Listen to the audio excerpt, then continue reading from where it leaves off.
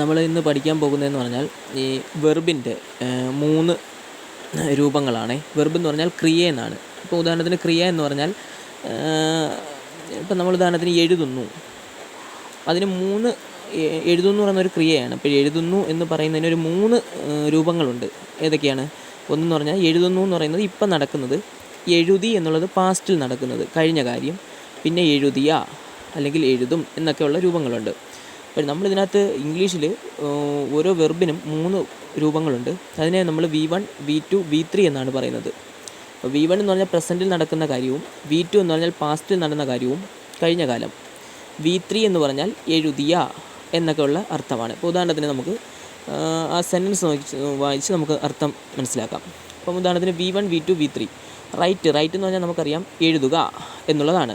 അപ്പോൾ നമ്മൾ റൈറ്റ് എന്ന് പറഞ്ഞാൽ എഴുതുക എന്നുള്ളതിൻ്റെ ഫസ്റ്റ് ഫോമാണ് റൈറ്റ്. അതിന് 2 അർത്ഥങ്ങളുണ്ട് എന്നൊന്ന് തൽക്കാലം മനസ്സിലാക്കുക. ഒന്ന്, റൈറ്റ് എന്ന് പറഞ്ഞാൽ എഴുതുക എന്നും അർത്ഥമുണ്ട്, എഴുതുന്നു എന്നും അർത്ഥമുണ്ട്. അത് നമ്മൾ ടെൻസിലേക്ക് കയറുമ്പോൾ, ഗ്രാമറിലേക്ക് കയറുമ്പോൾ നമ്മൾ കുറച്ചുകൂടെ അതിനെക്കുറിച്ച് ഡീറ്റെയിൽ ആയിട്ട് പറയും.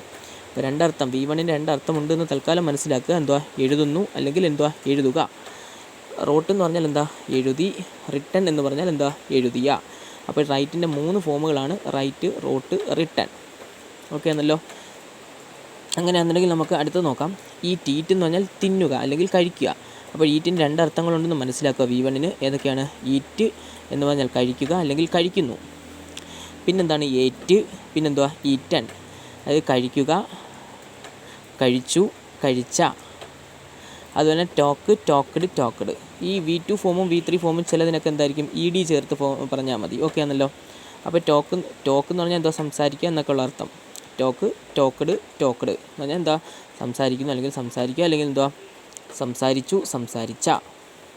അതുപോലെ വാക്ക്, നടക്കുന്നു എന്നുള്ള വാക്ക്, വാക്ക്ഡ്, വാക്ക്ഡ്. നടക്കുക അല്ലെങ്കിൽ നടക്കുന്നു, നടന്നു, നടന്ന. അതുപോലെ അടുത്തതാണ് ഗോ, വെൻറ്റ്, ഗോൺ. പോവുക, പോയി, പോയ. അതുപോലെ വർക്ക്, വർക്ക്ഡ്, വർക്ക്ഡ്. അറിയാമല്ലോ വർക്കിൻ്റെ അർത്ഥം. വർക്ക് എന്ന് പറഞ്ഞാൽ ജോലി ചെയ്യുന്നു അല്ലെങ്കിൽ ജോലി ചെയ്യുക. 2 അർത്ഥമുണ്ട്. ഒരു കമാൻഡിൻ്റെ അർത്ഥം ഉണ്ടെന്ന് മനസ്സിലാക്കുക, അതായത് ചെയ്യുക എന്നുള്ള അർത്ഥം, പിന്നെ അല്ലെങ്കിൽ ചെയ്യുന്നു, പ്രസൻറ്റിൽ പറയുന്ന കാര്യം.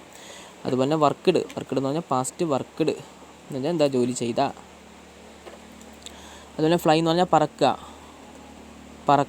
Fly, flu, flown. പറക്കുക അല്ലെങ്കിൽ പറക്കുന്നു, പറന്നു, പറന്ന. അതുപോലെ ഡ്രൈവ്, ഡ്രോവ്, ഡ്രിവൺ എന്ന് പറഞ്ഞാൽ നമ്മൾ വണ്ടി ഓടിക്കുമല്ലോ, അതാണ് ഡ്രൈവ്, ഡ്രോവ്, ഡ്രിവൺ. അതുപോലെ തന്നെ മൂവ്, മൂവ്ഡ്, മൂവ്ഡ്. സഞ്ചരിച്ചു അല്ലെങ്കിൽ ചലിച്ചു എന്നുള്ള അർത്ഥം. അടുത്തതെന്ന് പറയുന്നത് കോൾ, കോൾഡ്, കോൾഡ്. നമ്മളൊക്കെ ഫോണിൽ സംസാരിക്കില്ല, വിളിക്കുക, അതിനുവേണ്ടി വിളിക്കുക. Call, cold, cold. Sing, sang, sung എന്ന് പറഞ്ഞാൽ എന്താ? പാടുക അല്ലെങ്കിൽ പാടുന്നു, പാടി, പാടിയ. Draw, Drew, drone. ഡ്രോ എന്ന് പറഞ്ഞാൽ വരയ്ക്കുക അല്ലെങ്കിൽ എന്താ? വരയ്ക്കുന്നു. ഡ്രൂ എന്ന് പറഞ്ഞാൽ എന്താ? വരച്ചു. ഡ്രോ എന്ന് പറഞ്ഞാൽ വരച്ച.